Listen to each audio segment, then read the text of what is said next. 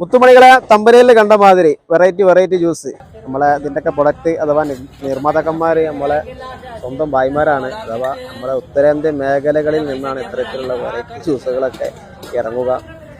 അത് ഉണ്ടാക്കുന്നവരും കണക്കാണ്, അത് വാങ്ങി കുടിക്കുന്നവരും കണക്കാണ്. രണ്ടു പേരുടെയും തലയിൽ ചാണകമല്ലാതെ വേറെ ഒന്നുമില്ല. അത് ജസ്റ്റ് വീഡിയോ ഒന്ന് കാണാം.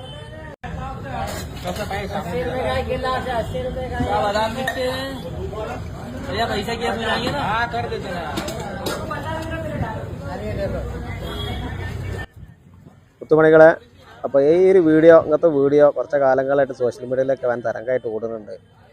എന്തായാലും ഭായിമാർ ഓരോ സ്പെഷ്യലാണ്. അത് ഉണ്ടാക്കുന്നവരും കണക്കാണ്, അത് വാങ്ങി കുറിക്കുന്നവരും കണക്കാണ്, ഓരോ നാടും കണക്കാണ്.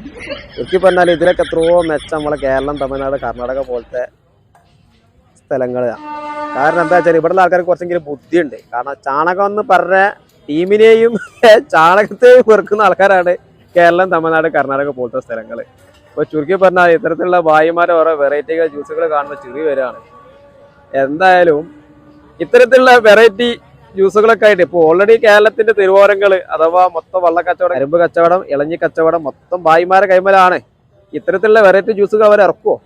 എന്തായാലും കേരളത്തിൽ ഇത്തരത്തിലുള്ള വെറൈറ്റി ജ്യൂസുകളൊക്കെ ആയിട്ട് വന്നാലേ വെക്കണത് ഓർമ്മ ഉണ്ടാവുള്ളൂ, വേറെ ഒന്നും ഓർക്ക് ഓർമ്മ ഉണ്ടാവില്ല. ആ ചാണകവും ആ ക്ലാസും എല്ലാം അവൻ്റെ തലയിലുണ്ടാവും.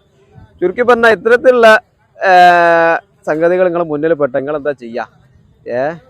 എന്തായാലും കേരളം, തമിഴ്നാട്, കർണാടക പോലത്തെ സ്ഥലങ്ങളിലൊന്നും ഇങ്ങനത്തെ അഭിപ്രായങ്ങളൊന്നും ആരും ചെയ്യൂല. കാരണം ഇത്തിരി കാര്യമില്ല, തച്ച് കൊല്ലുന്നല്ലാതെ. ചുരുക്കി പറഞ്ഞാൽ നിങ്ങൾ വീഡിയോൻ്റെ അടി വീഡിയോ കാണലൊക്കെ ഒന്ന് കമൻറ്റ് ചെയ്യുക. എന്താ ഇപ്പോൾ വരെ പറയുക? ഇതിൻ്റെ അടിക്കുറിപ്പ്, ഈ വീഡിയോക്ക് ഒരു അടിക്കുറിപ്പ്, ഈ വീഡിയോ കാണാനൊക്കെ ഇതിൻ്റെ അടിയിൽ ഒന്ന് കമൻറ്റ് ചെയ്യും. ഓക്കെ, മറ്റൊരു വീഡിയോയുമായി വീണ്ടും വരുന്നതാണ്. Bye bye.